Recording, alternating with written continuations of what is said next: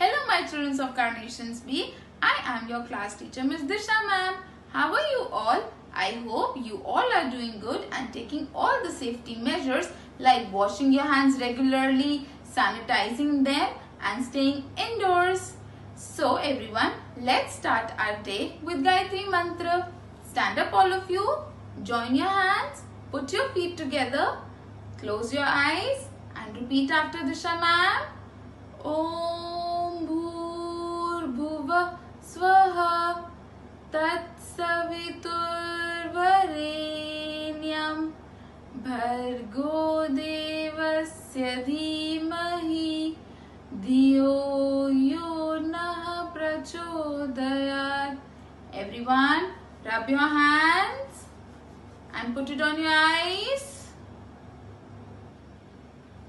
Open your eyes. तो बच्चों, आज हम पढ़ेंगे हिंदी और आज हम हिंदी में क, ख और ग का अभ्यास करेंगे। तो बच्चों, आपको याद है आपने क, ख और ग पढ़ा था। आज हम इन्हीं का अभ्यास करेंगे। तो शुरू करें, चलिए। बच्चों, ये क्या है? क। क्या है ये? क। आप सब भी बोलिए दिशा मैम के साथ, क। चलिए अब देखिए कि क से क्या क्या होता है। क से कबूतर। बोलिए दिशा मैम के साथ सब, क से कबूतर। क से कछुआ। क से कलश। चलिए अब अगला व्यंजन क्या है?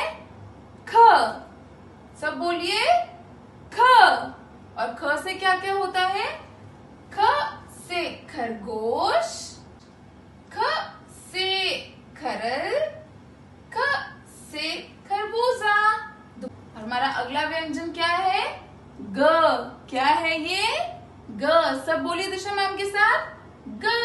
और ग से क्या क्या होता है बच्चों? ग से गाजर।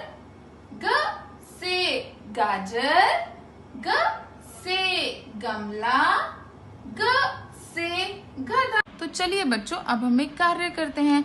आप सबको याद है आप सब ने आटे से ये व्यंजन बनाए थे। अब हम अपनी उंगलियों के इस्तेमाल से देखेंगे कि इन व्यंजनों को कैसे लिखा जाता है। आप अपनी उंगलियों के इस्तेमाल से लिखेंगे। अब पहले हम बनाएंगे एक स्टैंडिंग लाइन, फिर हम एक बनाएंगे सी और इसी सी से हम बनाएंगे एक छोटी सी टेल और फिर हम बनाएंगे एक स्लीपिंग लाइन। दोबारा करें, पहले हम बनाएंगे एक स्टैंडिंग लाइन, फिर हम बनाएंगे एक सी और इसी सी से हम बनाएंगे एक छोटी सी टेल और हम फिर बनाएंगे एक स्लीपिंग लाइन। तो ये क्या बना बच्चों? ये बना क। कौन सा व्यंजन है ये? व्यंजन क। सब बोलिए, व्यंजन क। अब दूसरा व्यंजन क्या है हमारा, देखें। चलिए, ये कौन सा व्यंजन है बच्चों? ये है व्यंजन ख। कौन सा व्यंजन है ये? व्यंजन ख। और इसे कैसे बनाते हैं हम? अपनी उंगलियों के इस्तेमाल से पहले हम बनाएंगे एक उल्टा सी, फिर हम बनाएंगे एक कर्व, फिर हम बनाएंगे एक स्टैंडिंग लाइन और अंदर हम बनाएंगे एक छोटा सा बलून। और इसे हम कैसे खत्म करेंगे? ऊपर एक स्लीपिंग लाइन बना के। दोबारा करें, पहले हम बनाएंगे एक उल्टा सी, फिर हम बनाएंगे एक कर्व, फिर एक स्टैंडिंग लाइन, अंदर एक छोटा सा बलून और एक स्लीपिंग लाइन। बन गया ना हमारा ख।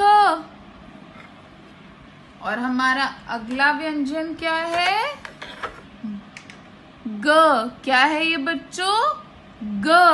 और अब हम ग कैसे लिखेंगे? अपनी उंगलियों के इस्तेमाल से एक स्टैंडिंग लाइन, फिर एक हम बनाएंगे स्लैंटिंग लाइन और उसके बाद हम ये स्लैंटिंग लाइन से एक स्लीपिंग लाइन बनाएंगे जो हमारी स्टैंडिंग लाइन को जोड़ेगा। फिर हम एक बनाएंगे एक और स्टैंडिंग लाइन और फिर एक स्लीपिंग लाइन। दोबारा करें, पहले एक स्टैंडिंग लाइन, फिर एक स्लैंटिंग लाइन, फिर एक छोटी सी स्लीपिंग लाइन जो हमारे स्टैंडिंग लाइन को जोड़ेगा, फिर एक स्टैंडिंग लाइन एक और एक स्लीपिंग लाइन। तो ये क्या बना बच्चों? ये बना ग। क्या है ये? ग। अब हम देखें कि हम इन व्यंजन को नोटबुक में कैसे लिख सकते हैं। आप सबके पास ये हिंदी की नोटबुक है ना? आप सबको याद है ना कि हिंदी में 5 लाइनें होती हैं। 1, 2, 3, 4, 5। कितनी लाइनें हैं? 5 लाइनें, जिसमें से सबसे ऊपर वाली और सबसे नीचे वाली होती है लाल रंग की और बीच की 3 लाइनें होती हैं काले रंग की। तो हमें इन बीच की 3 लाइनों में लिखना है। पहला है व्यंजन क। क्या है? क। पहले हम बनाएंगे एक स्टैंडिंग लाइन, फिर हम बनाएंगे एक सी और नीचे से ही हम लेके जाएंगे एक टेल और स्लीपिंग लाइन। बच्चों, आपको ध्यान रखना है कि आपका जो सी है वो इन बीच वाली लाइन से ऐसे जाना चाहिए। अगर आपका सी बीच वाली लाइन के नीचे गया तो वो गलत हो जाएगा, और अगर आपका सी ऊपर वाली लाइन में ही रहा तो वो भी गलत हो जाएगा। आपका जो सी है वो बीच वाली लाइन के आधा ऊपर और आधा नीचे होना चाहिए, और अगर आपकी टेल बीच वाली लाइन के नीचे गई तो वो भी गलत हो जाएगा। हम बनाएंगे एक स्टैंडिंग लाइन, एक सी जो आधा बीच वाली लाइन के ऊपर और आधा नीचे, और नीचे से ही हम ऊपर से एक छोटी सी टेल बनाएंगे और स्लीपिंग लाइन। आपकी टेल नीचे वाली लाइन को टच नहीं करेगी। अगर वो नीचे वाली लाइन को टच करेगी तो वो गलत हो जाएगा। हमको टेल नीचे वाली लाइन के ऊपर ही छोड़ना है। अगला क्या है? ख। क्या है ये? ख। उल्टा सी कर्व, और जो कर्व है वो हम बीच वाली काली लाइन को टच करेंगे। एक स्टैंडिंग लाइन, छोटा सा बलून और फिर एक स्लीपिंग लाइन। दोबारा देखिए, उल्टा सी